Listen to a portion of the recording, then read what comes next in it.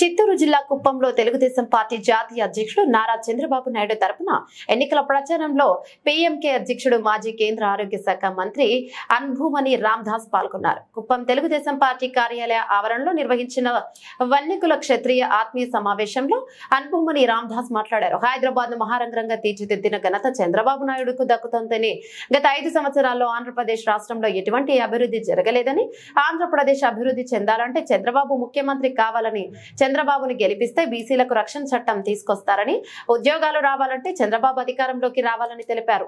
చంద్రబాబు రాకముందు కుప్పం పనిష్మెంట్ ఏరియాగా ఉండేదని, కుప్పం నియోజకవర్గాన్ని చంద్రబాబు అన్ని విధాల అభివృద్ధి చేశారని, కుప్పం నియోజకవర్గంలో ఇజ్రాయెల్ టెక్నాలజీని చంద్రబాబు ప్రారంభించారని, కుప్పంలో చంద్రబాబును 1,00,000 ఓట్ల మెజార్టీతో గెలిపించాలని కోరారు. ఆంధ్రప్రదేశ్ రాష్ట్రంలో చంద్రబాబు నాయుడు ముఖ్యమంత్రిగా ఎన్డీఏ ప్రభుత్వం ఏర్పడడం ఖాయమని ఈ సందర్భంగా ధీమాను వ్యక్తం చేశారు. కుప్పం ఎమ్మెల్యేగా చంద్రబాబును, చిత్తూరు ఎంపీగా ప్రసాద్ రావును భారీ మెజార్టీతో గెలిపించుకోవాలని, వన్య కుల క్షత్రియులందరూ సైకిల్ గుర్తుకు ఓటు వేయాలని తెలిపారు.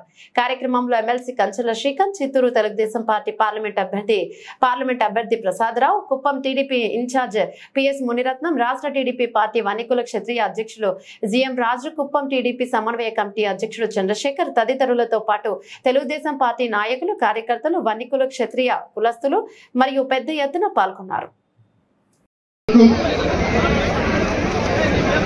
இங்கே வருகை தந்திருக்கின்ற இந்த கொளுத்தும் வெயிலையும் பொருட்படுத்தாமல் நிச்சயமாக நாங்கள் எல்லோரும் சந்திரபாபு நாயுடு அவர்களை மிகப்பெரிய வெற்றியை கொடுப்போம், சைக்கிள் சின்னத்திலே அவருக்கு வாக்களிப்போம் என்று உறுதியோடு எழுச்சியோடு வருகை தந்திருக்கின்ற என் தம்பிகளே, என் தங்கைகளே, என் சகோதரிகளே, அண்ணன்மார்களே, தாய்மார்கள், பெரியோர்கள், விவசாய பெருமக்கள், வியாபார பெருமக்கள், ஊடக நண்பர்கள் உள்ளிட்ட உங்கள் அனைவருக்கும் இந்த அன்புமணி ராமதாஸின் பரிவார வணக்கங்கள்.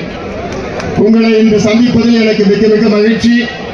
அதையும் இவ்வளவு வெயிலை பொருட்படுத்தாமல், ஒழுக்கம் வெயிலையும் பொருட்படுத்தாமல் இங்கே வருகின்ற என் உயிரின் மேலான அன்பு பாட்டாளி சொந்தங்களே, உங்கள் அனைவரையும் நானும் ஒரு முறை அன்போடு வரவேற்கின்றேன். முக்கியமான இந்த தேர்தல் கூட்டம் முக்கியமான கட்டத்தில் இருக்கின்றோம்.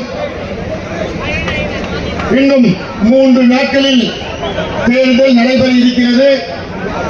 இந்த தேர்தலில் நம்முடைய அருமை சகோதரர், என்னுடைய அருமை நண்பர் திரு சந்திரபாபு நாயுடு அவர்கள் மிகப்பெரிய வெற்றியை பெற வேண்டும்.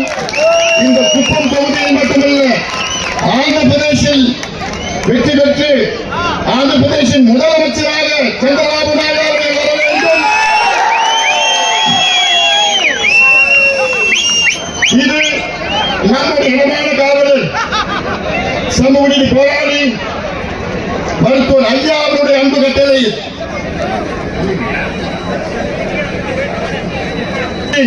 எனக்கு முன்பு பேசினார்கள். ஒரு காலத்தில் ஒரு பனிஷ்மெண்ட் போஸ்டாக, அதாவது தமிழ்நாட்டில் ராமநாதபுரம் அங்கே பனிஷ்மெண்ட் போஸ்ட் சொல்வார்கள். ஏதாவது ஒரு அதிகாரி சரியான முறையில் செயல்படவில்லை என்றால் தமிழ்நாட்டிலே ராமநாதபுரத்திற்கு நாங்கள் டிரான்ஸ்பர் செய்வோம் என்று சொல்வார்கள். அந்த அளவுக்கு ராமநாதபுரம் என்றால் தண்ணி இல்லாத நாடு, மிக மோசமான பகுதி, விவசாயம் கிடையாது, தொழில் கிடையாது, வேலைவாய்ப்பு கிடையாது, அது போன்ற பகுதி குப்பம் தொகுதியாக இருந்தது.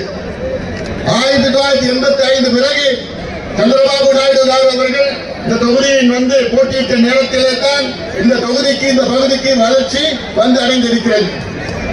இந்த தொகுதியிலே இன்று சந்திரபாபு நாயுடு அவர்களால் மருத்துவ கல்லூரி வந்திருக்கிறது, பொறியியல் கல்லூரி வந்திருக்கிறது, பாலிடெக்னிக் வந்திருக்கிறது, திராவிட பல்கலைக்கழகம் வந்திருக்கிறது, மருத்துவமனைகள் எல்லாம் மேம்பட்டு ஒவ்வொரு கிராமத்திலும் சாலைகள் வந்திருக்கிறது. இந்த காரணம் எல்லாம் அதை நீங்கள் சிந்தித்து பார்க்க வேண்டும், நினைத்து பார்க்க வேண்டும். சந்திரபாபு நாயுடு அவர்கள், நீங்கள் எல்லாம் விவசாயிகள், நாம் எல்லாம் விவசாயிகள், பாட்டாளிகள் என்று சொன்னாலே விவசாயிகள்.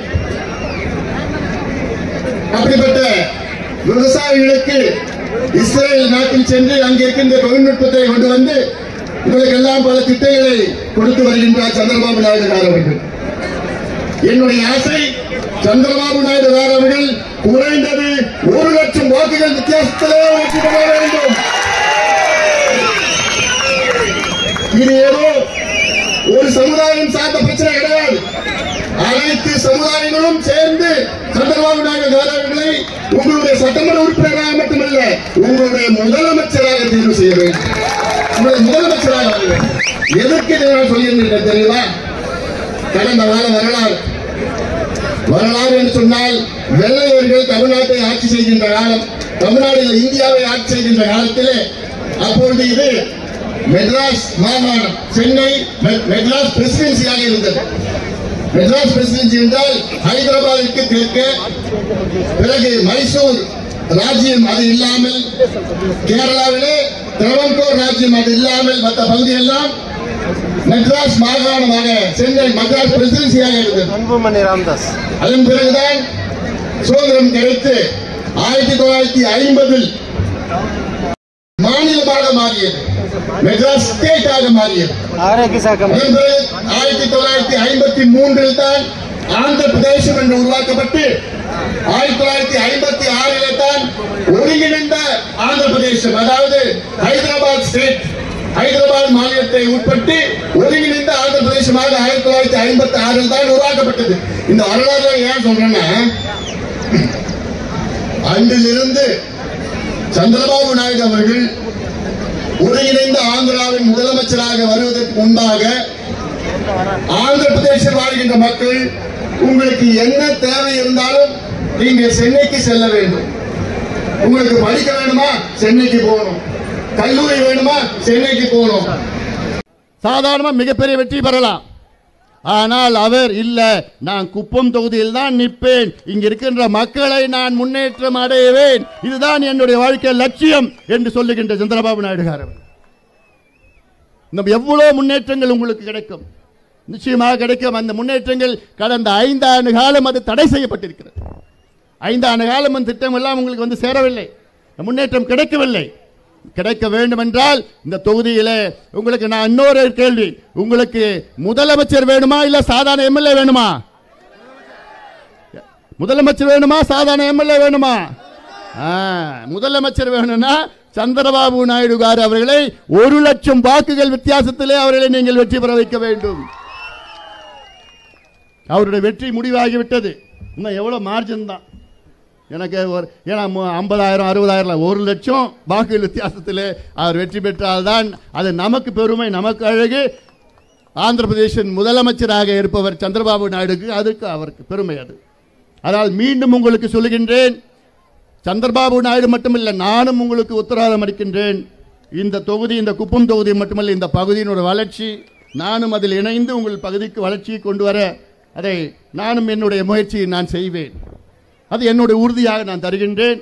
ஆக இங்கு வந்திருக்கின்ற என்னுடைய சொந்தங்கள் பந்தங்கள் அத்துணை பேரும், பாட்டாளி சொந்தங்கள் அனைவரும் சேர்ந்து இந்த தேர்தல் நமக்கு மிக மிக முக்கியமான ஒரு தேர்தல், முக்கிய கட்டத்தில் இருக்கின்றோம்.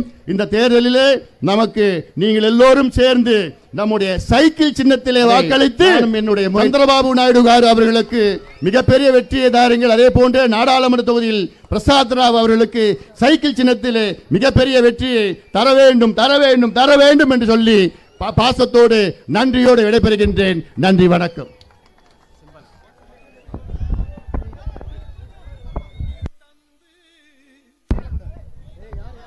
நம்முடைய சின்னம், நம்முடைய சின்னம், நம்முடைய சின்னம்